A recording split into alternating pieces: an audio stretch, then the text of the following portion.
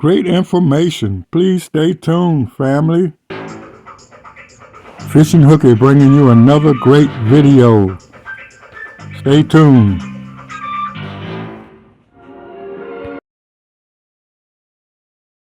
Yes, we had a hot breakfast. The meat and the eggs, certified VHDA, came right from this farm, Swayback Family Farm, Branch Farm. Oh, it was so exciting and delicious.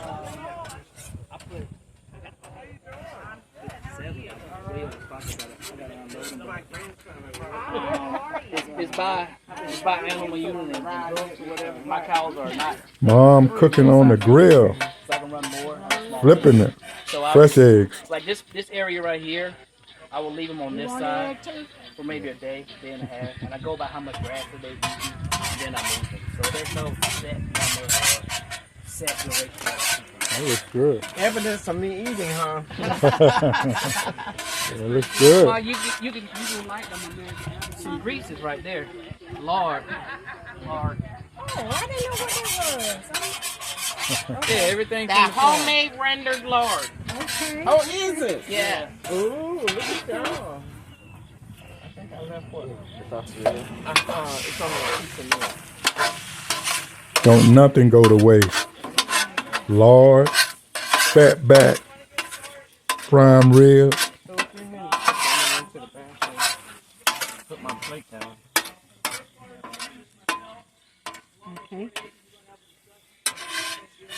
Got that meat too. Regular meat, lean pork. No grease come from that meat. Very little. Definitely country style at its best.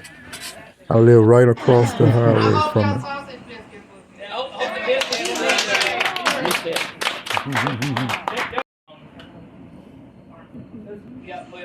We're an operational livestock farm. We have cattle, we have goats, not goats, we had goats. We have cattle, we have pigs, we have livestock guardian dogs. So by all means, stay on this side of the fence. My dogs are guardian dogs. Don't interact with them. Don't walk up to them. Don't be like, hey, cutie, come here, let me pet you. Because they will come to you, but you may have abrasion on your fingers or hands slightly out. Alright, purely because they're livestock guardians. They're not pets.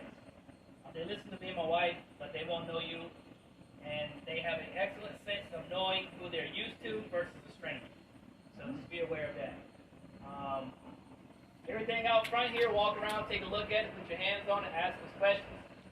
This is an adult learning environment. I don't have anything prescriptive that I'm going to teach. We're going to be communicating back and forth. If I mention something, ask me a question, we can discuss it. And if you think I've missed something, bring to my attention, we can discuss that as well. Just for the environment here. Everyone here has a specific knowledge of what others may not have, so let's share that knowledge.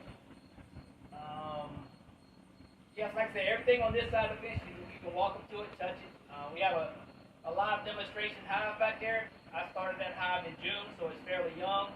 You can walk up to it, put your hands on it, just don't open any doors or unclamp any locking apparatuses, because you and we may not be happy shortly after.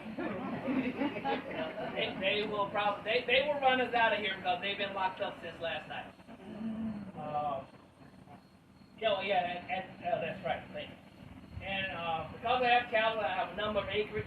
I have a hot wire around, identified by some of the yellow placards. The hot wire is hot. I mean, we're not talking about a little tickle. If you hit my wire, you're guaranteed to see lights. Gonna fill up some. It's going to light you up. And we have. Sorry, say what? Yeah. And we have that for a particular reason, because we don't want it to, I guess, hurt or injure our animals, but we want them to either lick it or touch it and have that initial shock that I don't ever want to touch this wire again. That's my impression of it, but every now and then I'm out working. I will lean up against it or grab it, and Selena will hear me yell, you know, like a little girl. What's wrong with you? Little timid girl, and she's like, she just keeps going. So, I think that's pretty much the safety of the farm. I didn't miss anything, did I? All right. I did just want to point point one thing out. This is kind of the agenda. We have agendas if you want to get a copy of them. We're with the Whitaker Small Farm Group. One of the things that we hold at these sessions will teach is to educate small farmers, our Black, Indigenous, people of color farmers. These jars here represent, this jar is 345 million people in the U.S. This jar represents farmers in the U.S. It's 189 million farmers in the U.S. And this jar represents Black farmers in the U.S. It's 45,000. We own 1% of the nation's farmland. So sessions like this or groups like this, we hope will help educate you to keep your farms and your land in your name to create generational wealth and to provide resources that we wouldn't necessarily know that we had unless we were part of some of these groups. Ro and I call him Ro. Other people around here might call him Ernest or Lamont, but I call him Ro. She calls me Ro when she's not mad at me.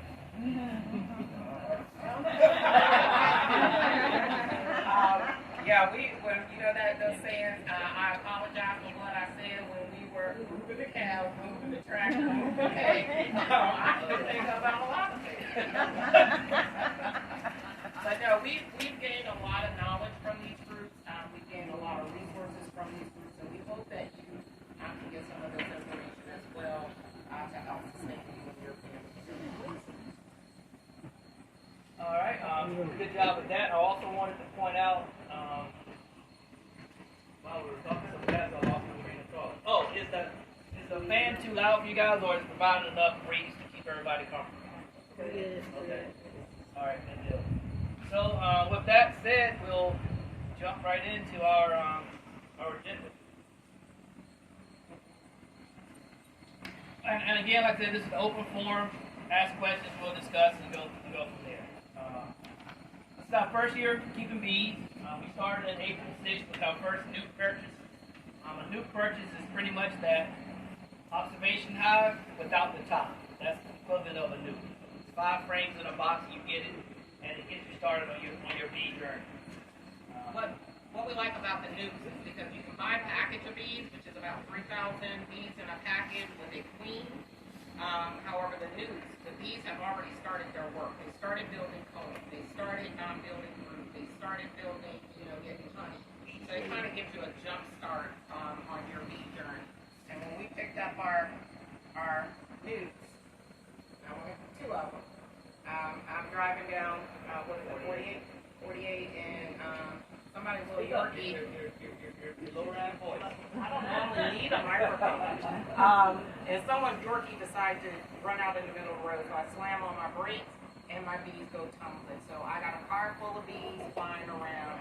I was freaking out, but I feel like pheromones, that's how they read things, so I had to try to stay calm. I rolled down my windows, and as soon as I was able to, I swung into the Dollar General, put a coat on them, and I probably went 95 all the rest of the way home, flying down our path to get the bees back to the house and out of my car. But I did not get bit. Or stung, actually stung. And you break her mouth, right? April 14th, I was called to a friend's house over in Warren County to catch a swarm. The thing with a swarm is, if they've left their parent hive, they've engorged themselves on honey, they took what they need, so they're not very aggressive. Theoretically, a lot of people do, it's not theoretical, a lot of people do it. They'll walk up to an active swarm in a tree with nothing on, snip the branch off, shake it into a box, close it up, and bring it to their home apiary. It's done because they're satiated, they're not hungry, they're not protecting anything, they don't have anything to protect. Now, if I was to go out there and just open that hive up there, that they already have their brood in, they have their honey stores, that's their home. If I go in there without any protection on and they are aggressive, they're going to light me up. So, okay. So, that pink suit on the wall there, that's my wife's active bee suit. You wear it, it dresses you up from your ankles all the way up to your hip, belt. Me, I prefer just to have on a pair of nice jeans, nice thick jeans with no holes. there's a hole, they will find it. And you know us men, some of our holes in some of the most inopportune places. And they will find it and let you know that they're there. So I just wear a veil and a jacket. In summertime it's cooler, and the jackets are all ventilated. So that's my bee working gear. May 8th, we purchased 2 more nukes. And with our nukes, we invested off the bat with VSH Hive. It's Varroa Sensitive Hygiene. It's a bee. No, it's good. It's designed to have a set of bees that are going to be resistant to mites. Mites is a honeybee's worst enemy. It's a little insect that they get on their back and they start eating their blood and their liver properties, and it creates problems in the hive, and the hives also are more susceptible to viruses. So if you keep the mite count low, your bees pretty much remain healthy. So this is what we kind of do, use our mite check. We get a scoopful of bees. After we've smoked them, calm them down, of course we got our bee suits on. We'll scoop up some bees, put them in this container with some alcohol. Unfortunately, we're sacrificing some of our bees, and we shake them around, and we'll see any mites at the bottom of the jar. Thankfully, I think we've been really good with our mites this year. We have not had an infestation that we had to worry about. And they're little specks. Think of them like red bugs or whatever. They're very little small red bugs, and that's what falls in the bottom of the container there. Now, that's roughly 300 bees in a scoop, but you're taking it out of a hive generally that's 40,000 bees, 40 to 60,000 bees. So those little 300 bees is not going to be that detrimental to the hive, because on average, roughly 1,000, 1,500 bees die a day in an active hive. They leave the hive, and go out into the open and die. They don't ever die in the hive itself. If they do die in the hive itself, it's because that hive is sick, or it's got some issues where they can't get out. Or something came in, an intruder came in, and they fought and they died inside the hive.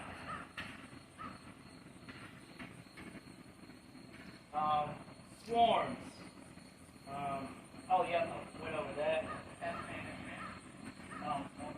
As far as splits, I was telling my man earlier, to split a hive, you just need to have a frame like this, and if it has eggs, you can take it and put it into another hive, and they will grow and create their new queen. But it has to have eggs in order for the larva to be created. Then they do that by, they grow their new queen from a larva, and they feed it extra. Queens will get extra food, and they tend to that particular cell more than they do the others. And that cell will grow to look like maybe a peanut. That's what they call a queen cell. And they'll do that. So I can just take this frame, and I'm being, I guess, real generic here because it's a little more involved. But we're not all beekeepers, so this is more or less an exposure. So I would take the frame, put it in a box, put some empty frames beside it. They will sense, oh man, my queen is gone. We no longer have a queen. Let's make a queen. They will make a queen. That queen will emerge from the cell 16, 18 days later. 16. They'll emerge from the cell 16 days later. They'll walk around in the hive. They'll grow their wings. Their wings will get strong. They'll go out and mate. They go out to a drone congregation area. They're somewhere out. A bunch of male bees just flying around. Waiting to have their one moment with the lady. They go out, they find an area, they mate. Male bee dies. She goes around and finds maybe 15, 16 more male bees. They all die. She's like, okay, well, time for me to go home and produce. So she comes back to the hive and starts laying eggs. So her mating with roughly 15 different bees, it allows genetic diversification inside the hive too. So they're not bringing one single genetic into the hive. So it keeps all of that, keeps all of that. And believe, and correct me if I'm wrong, but if you're starting to be or want to be a beekeeper, it's probably best to try to find bees in your local area from North Carolina versus somewhere out of state because those bees are used to our area. They're used to our temperature. And swarms in particular tend to be good bees, correct? Because they, I don't know what it is, but because they've survived in this area, so they probably have some really good bees. And take for instance, we normally, North Carolina gets bees from Georgia, South Carolina, Florida. The further south you go, of course the weather is going to change. So if you can, like buy bees that are associated with your general area, they're more built to understand how the season works and the weather, and they're more prepared to deal with it.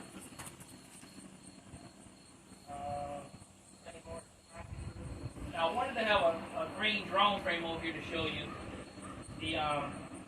These are normal brood size honeycomb. The drones are going to be bigger, and they're going to be more pronounced. And the mites, they prefer drone larvae because it remains in the cell cap longer than any other insect. Yes, a drone. A drone is a male bee. Yeah. So. Yeah, if I have my drone frame, it'll be populated with all male bees. And what we do with that as a non-chemical way of controlling our hives, we will get that. We will put the drone frame in. The queen will go through, lay all the eggs in those frames. They will cap it up, and the mites would go inside those caps. And in order for us to keep the mite level low, we will take that green frame out as a whole, take it out, we can feed it to our bees, or we can freeze it and put it back into the hive. The good thing about a hive is that they're going to keep their house clean. If you put something there that they don't want, they're going to take it out. They're going to find a way to get it out. And that's with pretty much anything. I mean, that was good enough for a general, right?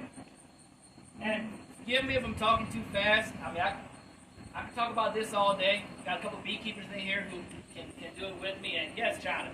During the winter, like that first cold snap, usually what happens in the hive that you know of? First cold snap? That first very cold snap, what happens? Is it when they start kicking the drones out? Yeah. Oh yeah, that's another thing. The male bee has a rough life. Hey, I'm telling the truth. Kick to the curb. You know, the minute it starts getting cold, this hive knows that it only has enough resources to survive through the winter. They know that the drone's only going to do its thing once and just kill over and die. So that's the first thing to go. They actually, if you were to watch the front of the hive, you will see them ushering the drones out, fighting them, killing them, throwing them on the ground or whatever, getting them out the hive. So yeah, it's vicious in our world, but it's their normal day-to-day thing in there. And of course, one of the benefits that we all love from having bees is honey. We extracted, how many bricks? We got about a 5-gallon bucket of honey. 60 pounds. So, yeah. 60 pounds. 60 pounds. So, of course, because this is our first year beekeeping, we get new honey. Of course, I bottled some, but I've also made some garlic honey. Now, garlic and bees honey. I don't really get sick, but I get allergies and sore throats. And garlic and honey both have great properties for controlling colds and sore throats, antioxidants, anti-inflammatory. So I'll give everyone an opportunity to taste that a little bit later after it's strong. It's been infused for about 30 days now. And you can leave it in there. You can eat the garlic, cook with it, all of those things.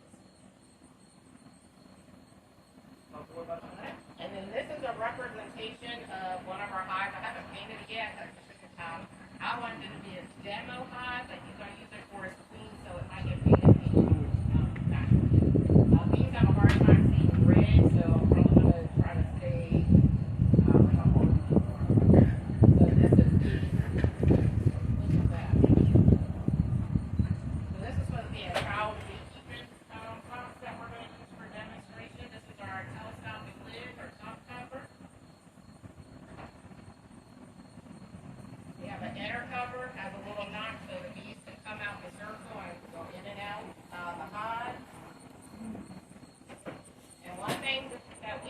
about all the time when we're checking bees. We gotta get my smoker. We smoke in, so the bees will, the smoke will draw the bees down into the frame. But when I take my hive tool and I pick up my frame, I'm looking.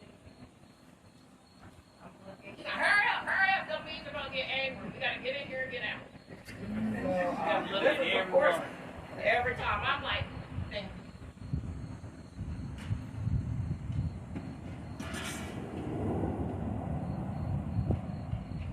Of course, we smoke them before we come in here, and try to smoke a lot to keep the bees calm and to disrupt any alarm pheromones that they might have so that they don't sting us. And like you said, normally we find that the center has most of the group on it, and as we go out, this is a 5-frame nuke, kind of like this. It's just a smaller version of it. We start getting honey as it draws out. But yeah, we look through them. We're checking for mice. We're checking for larvae. We're checking to see if the queen's been here. You see like a little rice kernel in a cell, and it's kind of standing straight up. The queen has been there in the last 3 days. After the 3rd day, it kind of starts to lay down and starts to grow from here. Can I get everything? This thing up. And my bottom board, spring bottom board helps with ventilation for the bees. And we have a little board here. Normally you can even look at these and check for mice. It'll drop to the bottom of the board. We use it sometimes. I think we keep it in all of ours. We don't take it out of there. You can't leave those in without cleaning them because there's another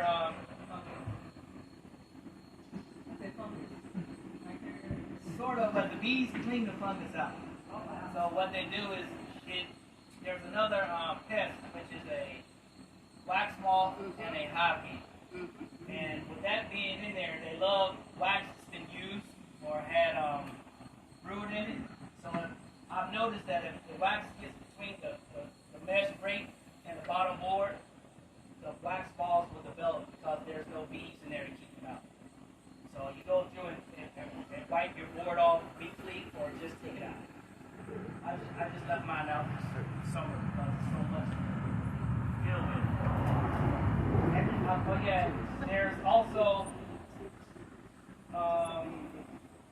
so I don't know if you can see on the screen here, but right here, this little Swiffer sheet, right there, that is what we control our small hive beetles in. And what it does is it's got a rough, porous material, and the small hive beetles are very small. They'll walk around it, and the bees themselves will rush because they know it's an invader, something that's not supposed to be in their hive. They'll rush them to the corners of the hive. So if you put it in the corner of your hive, it'll collect all of the small hive beetles. That's one way to control it. And like I said, another principle we're doing on the farm, is that we're focusing on regenerative agriculture. And we're not using any herbicides, any pesticides, anything that kills the soil or the land, we're not using. So we're trying as best as we can to do that same scenario with our bees. That's why we're doing a lot of integrated pest management practices that doesn't require any kind of chemical. So please watch your step. You know, there's a lot of little ant mounds here, and we're not treating those because our bees are out.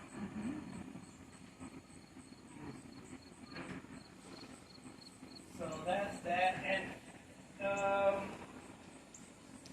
but this is the. Sorry, you guys may not be able to see. We should have put bigger pictures, but this is where I caught my first swarm. And this is what a honey frame looks like. These two right here, I was telling you about.